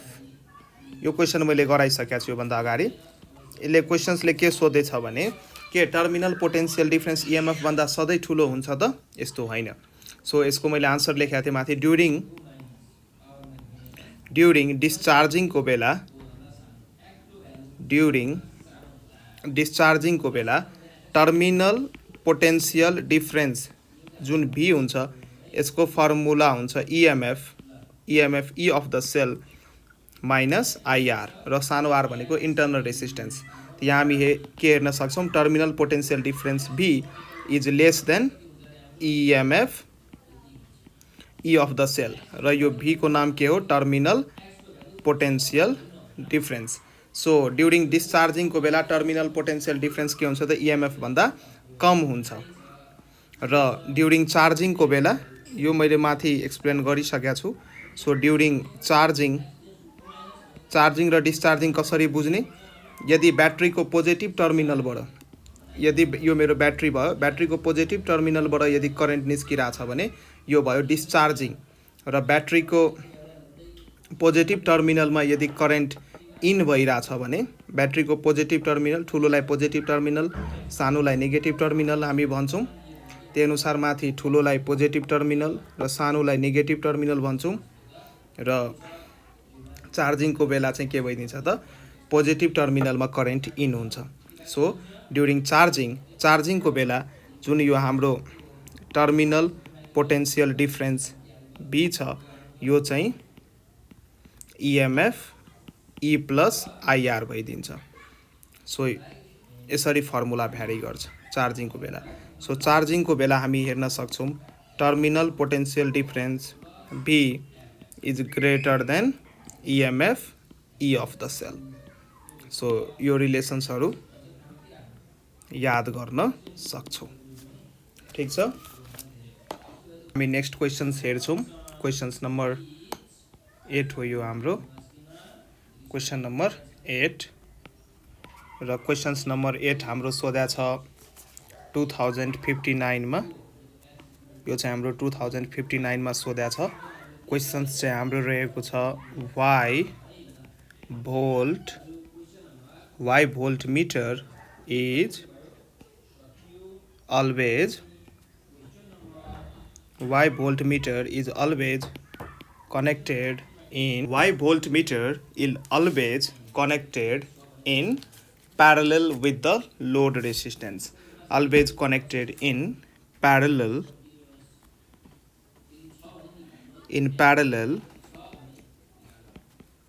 with the load resistance। क्वेसन्सले के सोधिरहेछ भने हामी भोल्ट मिटरलाई किन प्यारलेलमा कनेक्ट गर्छौँ कुनै पनि लोड रेसिस्टेन्सको एक्रसमा, किन यसलाई सिरिजमा कनेक्ट गर्दैनौँ भनेर क्वेसन सोधिरहेछ। योभन्दा अगाडि हामीले पढाएको थियौँ एम मिटरलाई चाहिँ हामी सिरिजमा कनेक्ट गर्छौँ, र अब हामी हेर्दैछौँ भोल्ट मिटरलाई चाहिँ हामी किन प्यारलेलमा कनेक्ट गर्छौँ। यसको कारण के हो भने हामीलाई थाहा छ भोल्ट मिटरको काम के हो। भोल्ट मिटरको काम के हो, यो चाहिँ कुनै पनि लोड अथवा कुनै पनि डिभाइसको एक्रस पोटेन्सियल डिफ्रेन्स मेजर गर्ने काम गर्छ, र यो एउटा हाई रेसिस्टेन्स डिभाइस हो। भोल्ट मिटरको बारेमा लेखौँ पहिला अलिकति। यो भोल्ट मिटर के हो त एउटा हाई रेसिस्टेन्स डिभाइस हो, हाई रेसिस्टेन्स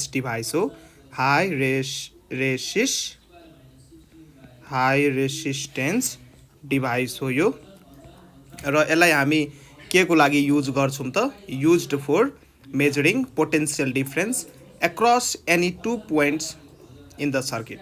कुनै पनि दुईटा पोइन्टको एक्रसमा यदि पोटेन्सियल डिफ्रेन्स यदि मेजर गर्नु पर्यो भने हामी भोल्ट मिटर युज गर्छौँ। यो किन हामी युज गर्छौँ, use to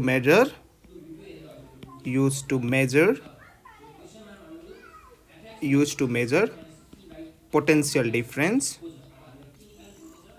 across two points of an circuit. कुनै पनि सर्किटमा use to measure potential difference across two points, कुनै पनि दुईटा पोइन्ट्सको across two points in the circuit. कुनै पनि इलेक्ट्रिकल सर्किटमा कुनै दुईटा पोइन्टको एक्रस यदि पोटेन्सियल डिफ्रेन्स मेजर गर्नु पर्यो भने हामी भोल्ट मिटर युज गर्छौँ, र यो चाहिँ एउटा हाई रेसिस्टेन्स डिभाइस हो, र यसलाई चाहिँ हामी प्यारलेलमा कनेक्ट गर्छौँ। र प्यारलेलमा कनेक्ट गर्यो भने के हुन्छ, सिरिजमा कनेक्ट गर्यो भने के हुन्छ, अब हामी अलिकति बुझौँ। मानौँ यो चाहिँ मेरो एउटा लोड हो, यसको एक्रस मलाई पोटेन्सियल डिफ्रेन्स नाप्नु छ, यसको रेसिस्टेन्स मानौँ आर भयो, र मैले के गरेँ त प्यारलेलमा यसको एक्रस नाप्नु छ, त्यसैले प्यारलेलमा के गरेँ त एउटा भोल्ट मिटर कनेक्ट गरिदिएँ। अब मैले अगाडि लेखेको छु भोल्ट मिटर एउटा हाई रेसिस्टेन्स डिभाइस हो।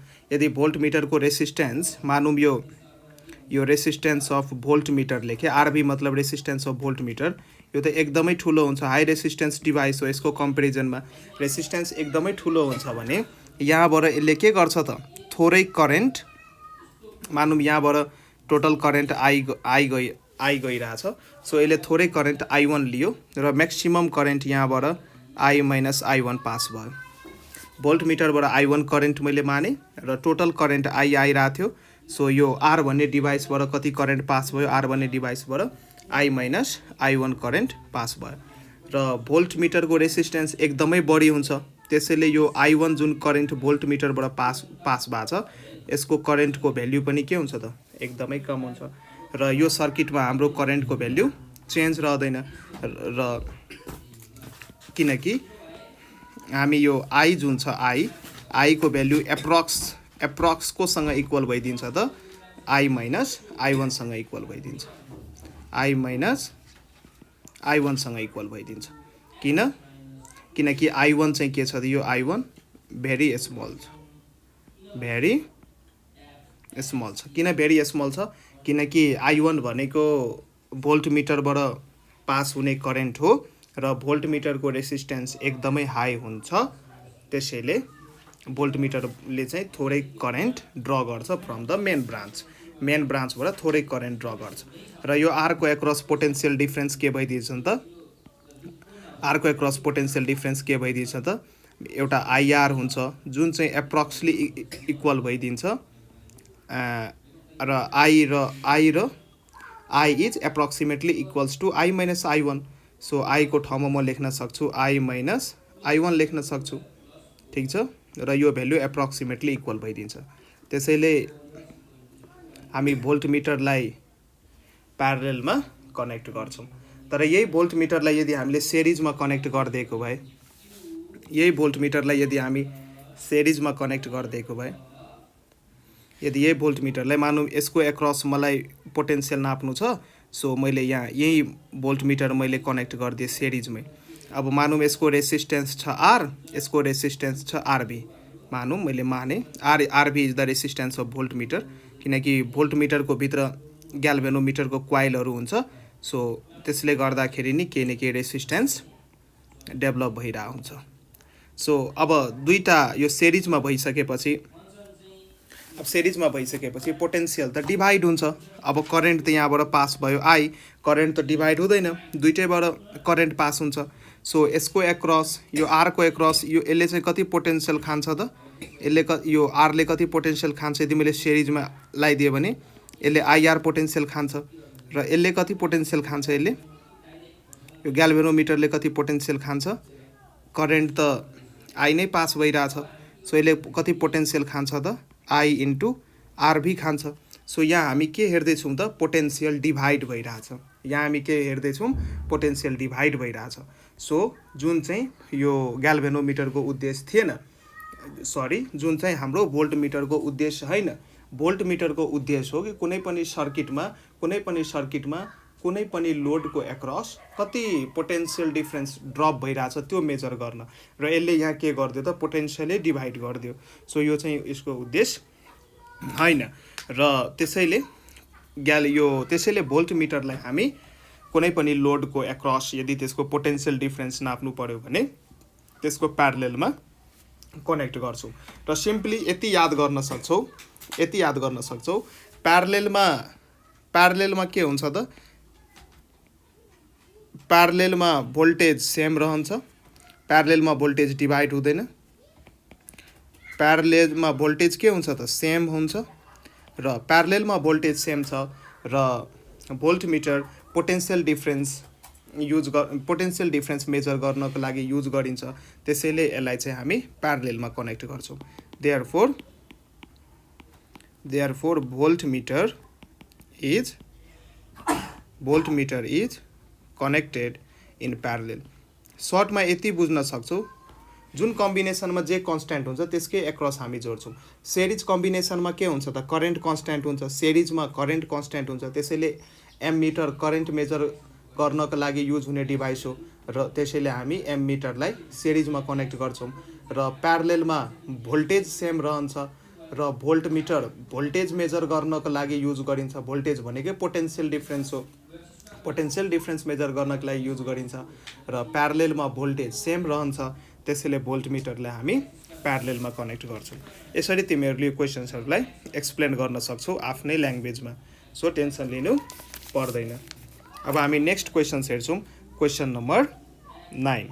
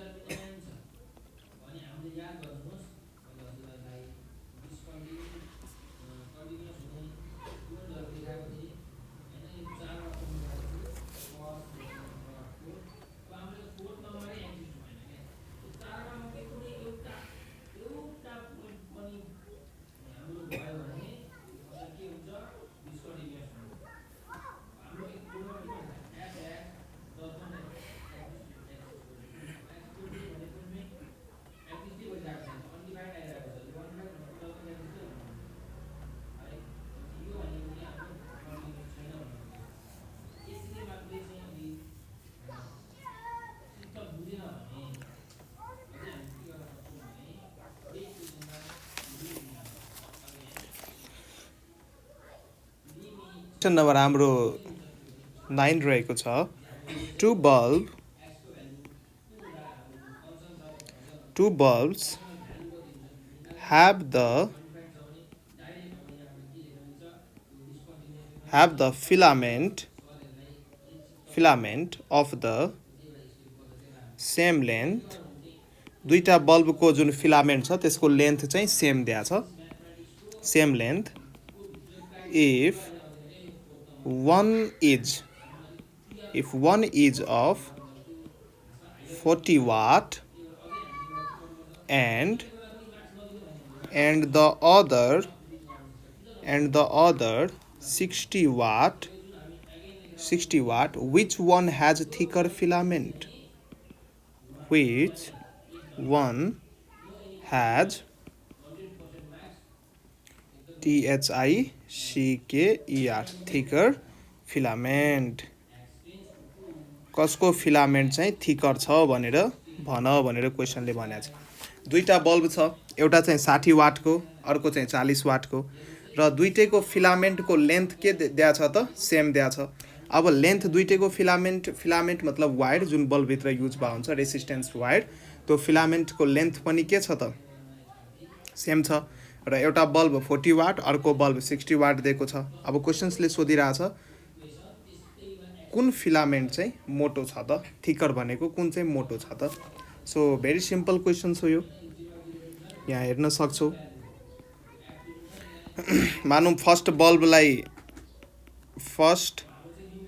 बल्बको पावर कति दिएको छ? P1 दिएको छ 40 वाट, र यहाँ मैले सेकेन्ड बल्ब लेखेँ। सेकेन्ड बल्बको पावर कति दिएको छ त? 60 वाट दिएको छ। र पावरको फर्मुला तिमीलाई थाहा छ, पावर भनेको हुन्छ करेन्ट इन्टु भोल्टेज, र फ्रम ओम्स ल, यो सब मैले माथि गराइसक्या हो। ओम्स ल अनुसार, फ्रम ओम्स ल अनुसार यो potential difference V equals to के भइदिन्छ त? IR भइदिन्छ। सो I को ठाउँमा म के लेख्न सक्छु? V/R लेख्न सक्छु। सो यही रिलेसनबाट जुन यो पावर P छ, यो power P equals to I को ठाउँमा म के लेख्न सक्छु? V/R लेख्न सक्छु, इन्टु V भयो। So power P equals to V²/R भयो। यो हाम्रो एउटा रिलेसन आयो। र यहाँ हामी हेर्न सक्छौँ फर्स्ट बल्बको पावर दिएको छ 40 वाट, सेकेन्ड बल्बको पावर दिएको छ 60 वाट। यहाँ हामी के हेर्न सक्छौँ? That is power P1 is less then power P2। र यदि भोल्टेज यो जुन मेन्सको भोल्टेज, यदि दुईटै बल्बलाई सेम भोल्टेज मेन्सको एउटा भोल्टेज हुन्छ, मेन्स भोल्टेज, यदि सेम मेन्स भोल्टेजमा कनेक्ट गरेको छ भने भीलाई हामी के लिन सक्छौँ? दुईटै केसमा कन्स्ट्यान्ट लिन सक्छौँ। र यहाँबाट एउटा रिलेसन्स हामी के पत्ता लगाउन सक्छौँ? यदि V भोल्टेज एक्रस मेन यदि दुईटै केसमा सेम लिने हो भने power P is inversely proportional to R हुन्छ र हामी हेर्न सक्छौँ फर्स्ट बल्बको पावर 40 वाट र सेकेन्ड बल्बको पावर 60 वाट दिएको छ क्वेसनमा र P1 is less then P2 छ P1 is less then P2 छ त यसको मतलब के भयो त that is R1 is greater then R2 भयो यो रिलेसन्स माथिबाट मैले डिराइभ गरेँ R1 is greater then R2 भयो सो फर्स्ट बल्बको लागि हामी लेख्न सक्छौँ फर्स्ट बल्बको लागि यसलाई म एक लाइनमै लेख्न सक्थेँ तर म कसैलाई कन्फ्युज नहोस् सबै किसिमको विद्यार्थी हुन्छ कोही चाहिँ अलिकति लेन्दी वेमा बुझ्छ कोही चाहिँ एकछिनमै बुझ्छ सो म एकदमै प्रोसेसमा गर्दैछु फर्स्ट बल्बको लागि अब यो रिलेसन म लेख्न सक्छु फर्स्ट बल्ब यो रिलेसन्सलाई म फेरि दुईचोटि लेख्दा first bulb is equals to power P1 is equals to V square by R1 यो भयो र सेकेन्ड बल्बको लागि म लेख्न सक्छु power P2 is equals to V square by R2 भयो अब P1 लाई के गर्ने P2 ले डिभाइड गरिदियो P1 डिभाइड बाई P2 त P1 भनेको V स्क्वायर बाई R भयो V स्क्वायर बाई R1 भयो र P2 भनेको V स्क्वायर बाई R2 भयो यसलाई सिम्प्लिफाई गर V square by R1 into R2 by V square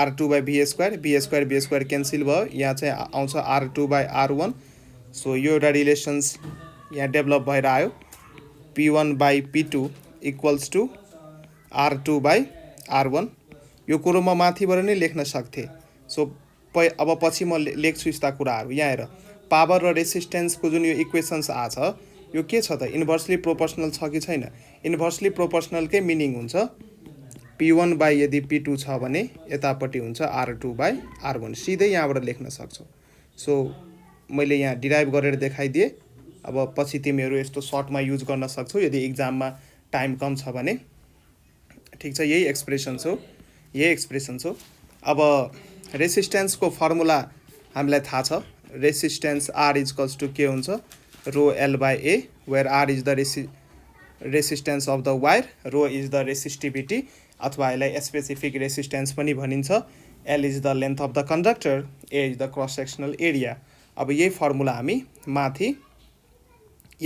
माथि राख्छौँ सो यहाँ हेर्न सक्छौ एकछिन यहाँ हेर्न सक्छौ सो म लेख्न सक्छु यहाँ P1 by P2 equals to R2 को ठाउँमा म राख्छु रो L2 बाई A2 र R1 को ठाउँमा राख्छु रो L1 बाई A1 र क्वेसन्सले यहाँ सुरुमा हेर त के भनेको छ क्वेसन्सले के भनेको छ त फिलामेन्टको लेन्थ सेम छ त फिलामेन्टको लेन्थ सेम भइसकेपछि L1 इक्वल्स टु L2 हुन्छ L1 इक्वल्स टु L2 हुन्छ र L1 equals to L2 equals to L मैले मानिदिएँ सो जब यसलाई तिमी सल्भ गर्छौ रो L by A2 into A1 माथि जान्छ तल हुन्छ रो L L1 र L2 को ठाउँमा मैले L लिएँ किनकि क्वेसन्समा दुईटै सेम छ भनेर दिएको छ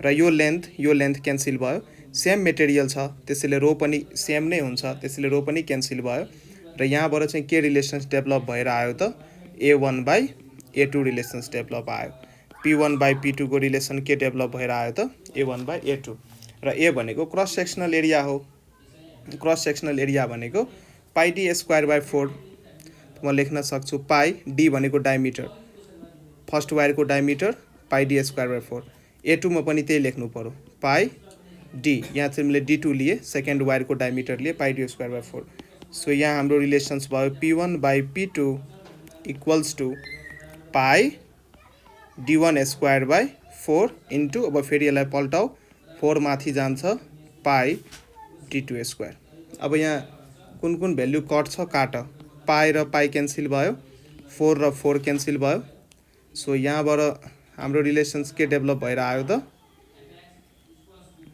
D1 को स्क्वायर अपन D2 को स्क्वायर रिलेसन्स डेभलप आयो सो यहाँबाट हामी के हेरिरहेछौँ त P1 बाई P2 को जुन भ्याल्यु छ यो D1 को स्क्वायर अपन D2 को square P1 by P2 equals to D1 square upon D1 को स्क्वायर अपन D2 को स्क्वायर।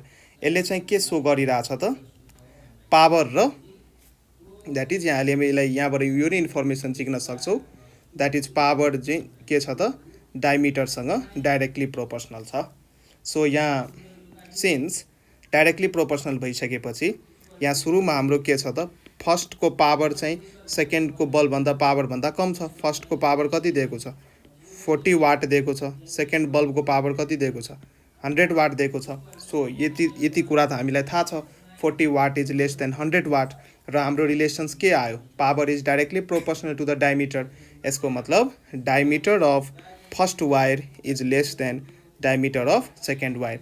अब डायमिटर कम छ माना एउटा यो वायर भयो, यसको डायमिटर कम मतलब कम हुनुको मतलब के यसको थिकनेस कम हो के, डायमिटर कम हुनुको मतलब यसको थिकनेस कम हो।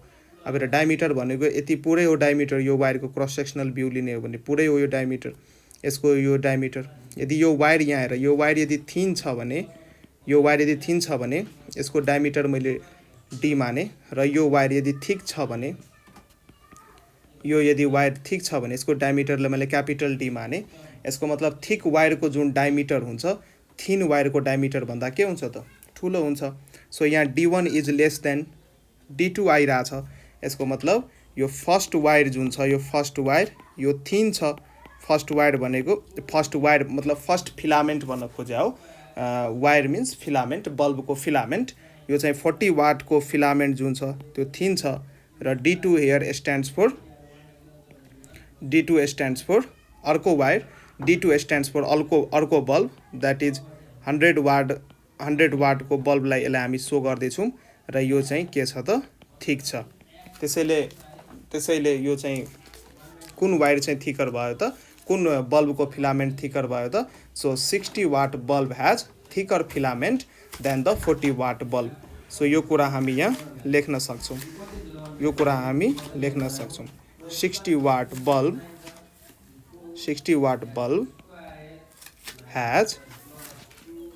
has thicker filament than हाम्रो डाटा मैले यहाँ बाई मिस्टेक 100 वाट ल्याएको छु, क्वेसन्समा 60 वाट दिएको छ। यो अघिकै क्वेसन्स मेरो माइन्डमा बेला बेला चल्छ। सो यो चाहिँ 60 वाट दिएको छ क्वेसन्समा हेर न 40 र 60 भनेर दिएको छ। क्वेसनमा एउटा चाहिँ 40 वाट दिएको छ एउटा 60 वाट दिएको छ, ठिक छ कन्फ्युज नहुनु। सो यहाँ मैले 40 वाट लेखेँ 60 वाट लेखेँ। 60 वाटको डायमिटरलाई D2 ले रिप्रेजेन्ट गरेको छु र 40 वाटको बल्बको डायमिटरलाई D1 ले रिप्रेजेन्ट गरेको छु। सो यहाँ चाहिँ हामी हेर्न सक्छौँ 60 वाटको बल्बको जुन फिलामेन्ट छ यो के छ त थिकर छ। Therefore 60 watt bulb has thicker filament than 40 watt bulb. 40 watt bulb भन्दा 60 वाट बल्बको फिलामेन्ट के छ त थिकर छ। यो चाहिँ हाम्रो क्वेसन नम्बर 9 थियो। मैले एकदमै सिम्पल वेमा एक्सप्लेन गरेको छु, सबैले बुझ्न सक्छ। सो यी कुराहरूलाई मिलाएर लेख्नु पर्यो इक्जाममा। अब हामी नेक्स्ट क्वेसन्स हेर्न सक्छौँ। क्वेसन्स नम्बर हाम्रो 10 रहेको छ। सो क्वेसन्स नम्बर हाम्रो 10 रहेको छ। यो चाहिँ 2060 मा सोध्या छ र योभन्दा अगाडिको क्वेसन मैले डेट लेखेको थिएँ, यो चाहिँ 2059 मा सोधेको थियो। क्वेसन नम्बर 9 चाहिँ 2059 मा र क्वेसन नम्बर 10 चाहिँ 2060 मा सोधेको छ। र क्वेसन्स हाम्रो रहेको छ why are alloys constant and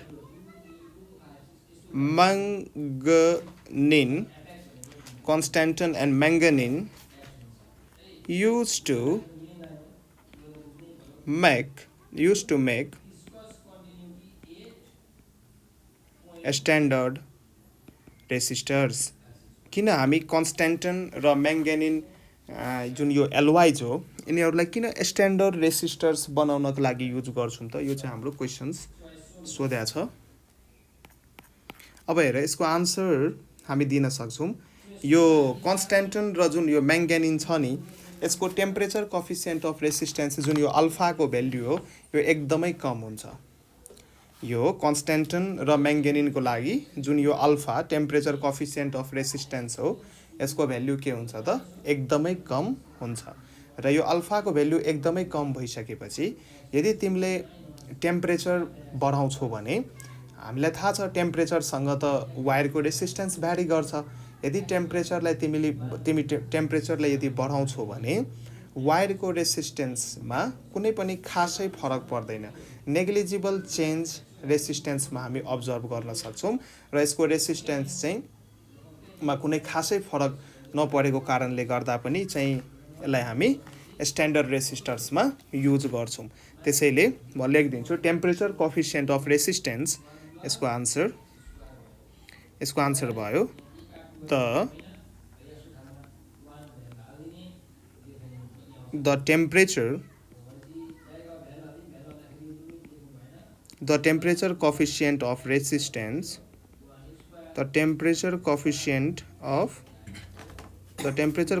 of resistance for constantan and manganese. The temperature coefficient of resistance for constantan and manganese is very very small. Very very दुईचोटि नलेख is very small and they have high resistance पनि हुन्छ। यिनीहरूको यो LY को resistance पनि के हुन्छ त high हुन्छ, रेसिस्टेन्स पनि यसको के हुन्छ त हाई हुन्छ। र यदि टेम्परेचर कोफिसिएन्ट अफ रेसिस्टेन्सको भ्याल्यु एकदमै कम छ भने यसको कारणले के भइदिन्छ त यो रेसिस्टेन्सको भ्याल्यु एकदमै कम छ। यसको कारणले के दिस मिन्स द्याट टेम्परेचर बढाउँदाखेरि रेसिस्टेन्समा कुनै खासै फरक पर्दैन। This means that there is a negligible change in resistance due to change in temperature. This means that there is negligible change in resistance due to